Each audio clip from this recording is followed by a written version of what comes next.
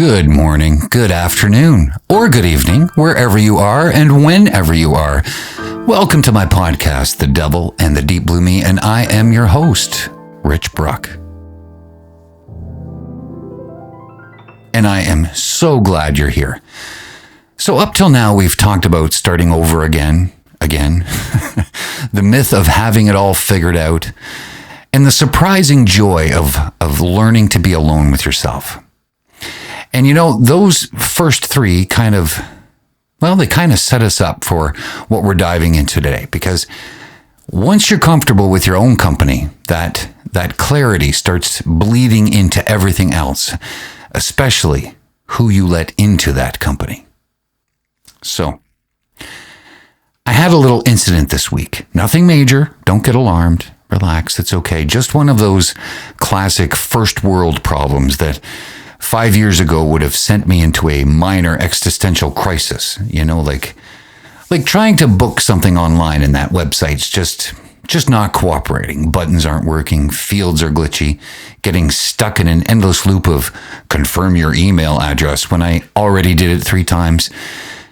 And my initial reaction, immediate frustration, steam coming out of my ears as I could feel my blood pressure rising, and my instinct was to fight it, to call customer service and unleash a carefully worded but still very aggressive monologue about the failings of modern web design. But then something clicked, or maybe just didn't click, and I just closed the laptop, I walked away, and I made a cup of coffee, and 10 minutes later, I tried it again, and it worked like magic. No argument, no wasted energy, no passive-aggressive email. And I remember thinking, wow, past me would have been stewing for that for an hour. And it was just a small thing, but it was a perfect little microcosm of today's topic, choosing your battles. Not every hill is worth dying on. Sometimes the most powerful thing you can do is just walk away and make a cup of coffee.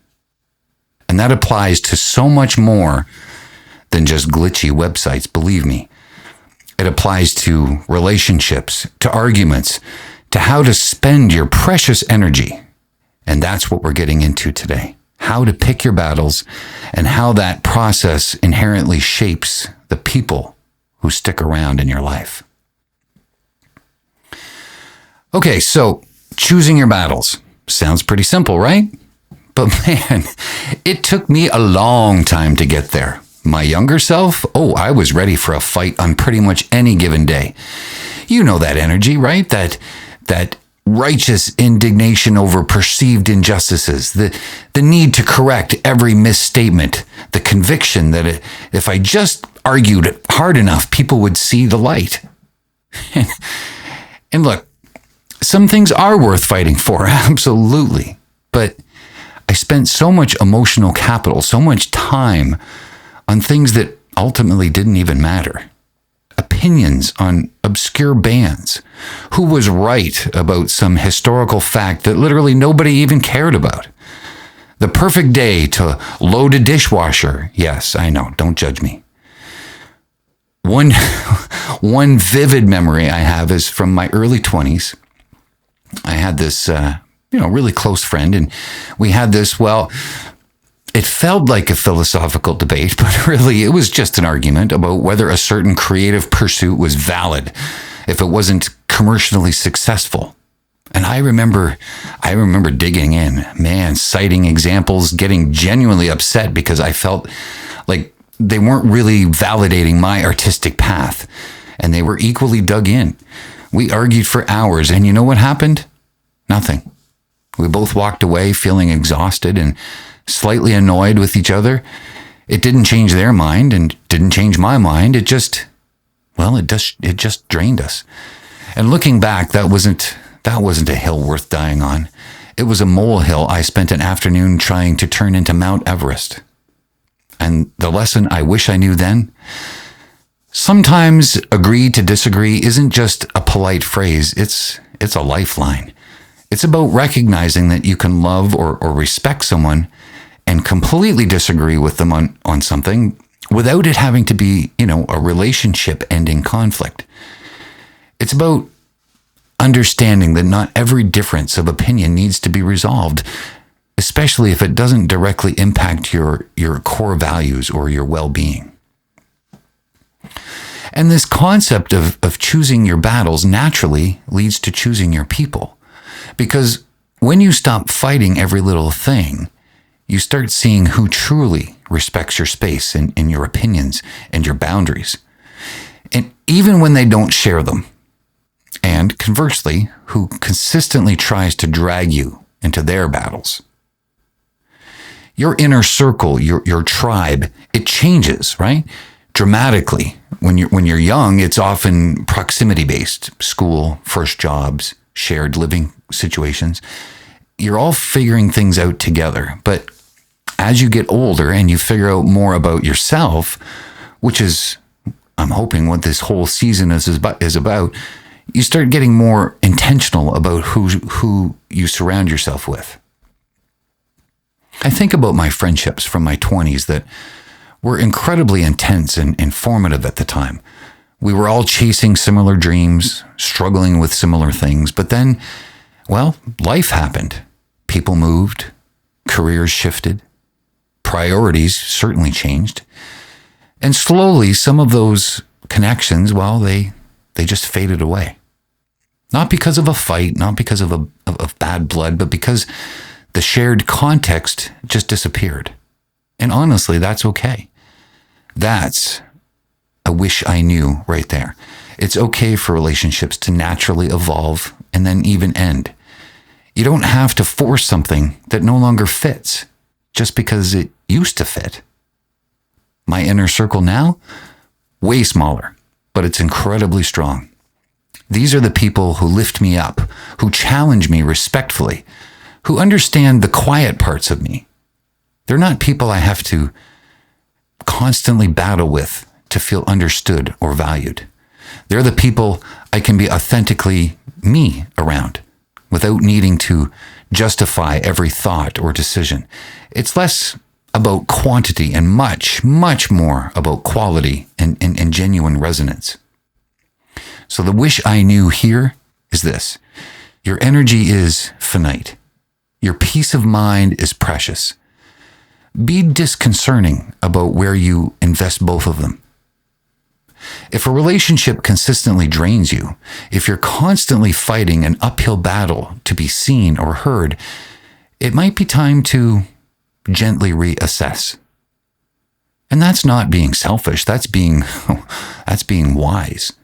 Because when you choose your battles carefully, you automatically begin to curate a healthier, more supportive inner circle. All right, so switching gears here slightly, let's dive into some random facts because sometimes you just need a little brain candy that has nothing to do with personal growth or emotional intelligence, anything like that. So, did you know that the average person spends about 6 months of their life waiting for red lights to turn green?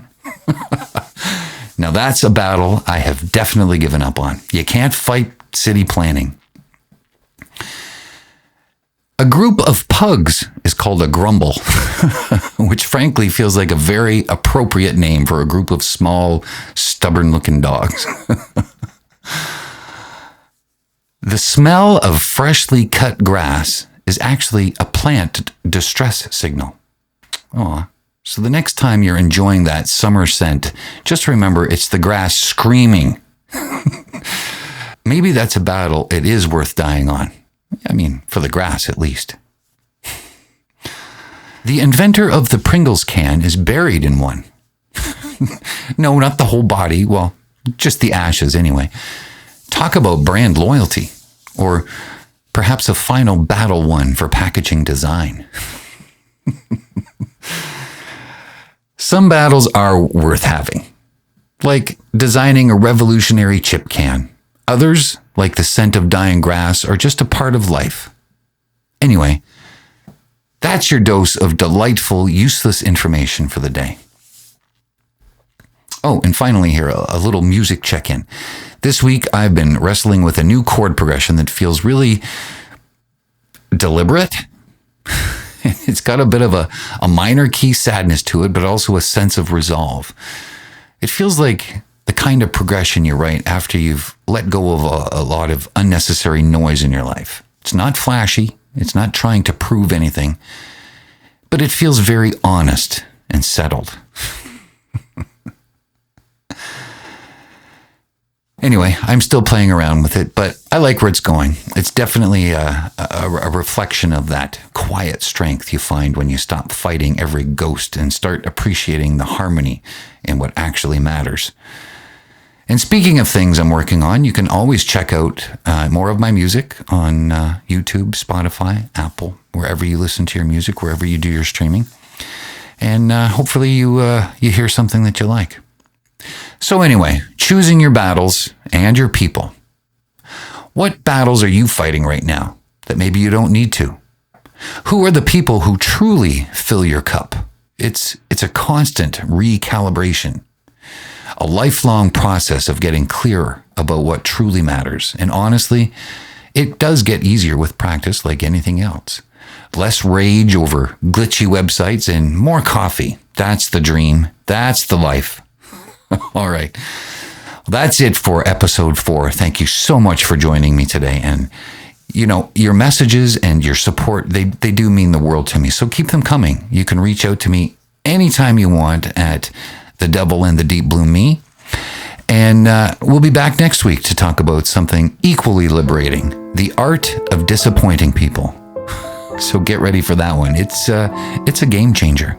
But until then, choose wisely and take care of yourselves and others, and have yourself a safe and happy week.